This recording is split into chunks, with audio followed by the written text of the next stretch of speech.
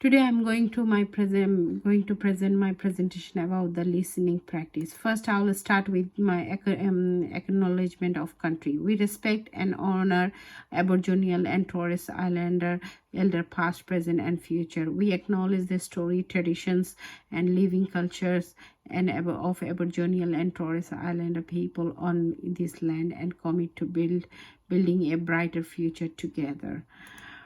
Today I'm going to share my story about one of my classmates who arrived in Australia by boat without her family as a refugee. She faced some critical moments in her life.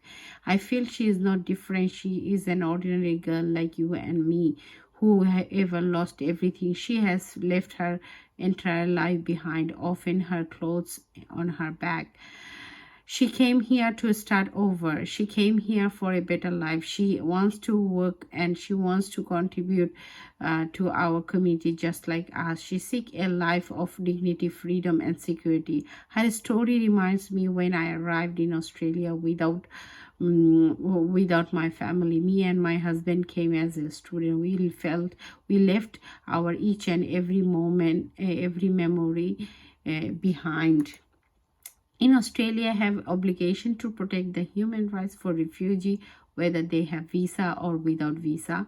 On 21st of November 2012, the Australian government announced that some asylum seekers who are eligible to transfer to a third country having arrived to an excised offshore place or on offered 13 August 2012. I was not familiar with with what she has done, some processing with immigration detention center. She explained how she made all the criteria. She went through some difficult situations. She told me some asylum seeker and refugees spend long periods of time in immigration detention waiting for their refugee claim to be assessed, waiting for the completion of health identity and security checks, waiting removal from the Australia if they have been found not to be refugee or not to otherwise be on protection. My friend was not safe in her country where she was born. She faced family violence with her mom's family. She faced physical abuse and neglecting by her stepmom, but she missed her sister. She gives her voice to a story who lives in the memory lots of love. She's glad that she arrived in Australia and Australian human rights help her a lot. In my inclusive practice, I will let my children know about the children's rights in Australia. What are the basic needs for living the life?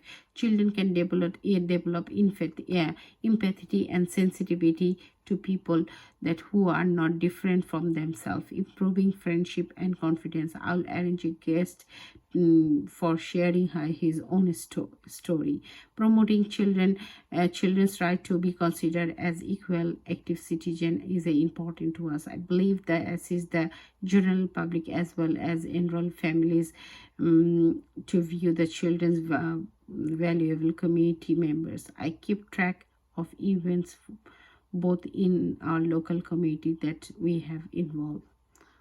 Thank you for listening.